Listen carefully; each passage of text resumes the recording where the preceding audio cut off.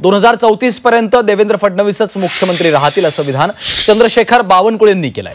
2034 पर्यंत महाराष्ट्र विकसित राज्य होणार असल्याचं देखील त्यांनी म्हटलंय। तर विकसित महाराष्ट्रासाठी देवेंद्र फडणवीसच मुख्यमंत्री हवेत असं विधान चंद्रशेखर बावनकुळे यांनी केलंय।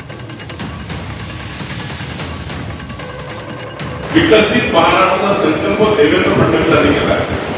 देवेंद्र फडणवीसजी 2034 पर्यंत या महाराष्ट्रात मुख्यमंत्री राहतील, कारण तोपर्यंत विकसित महाराष्ट्र आपल्याला करायचा आहे।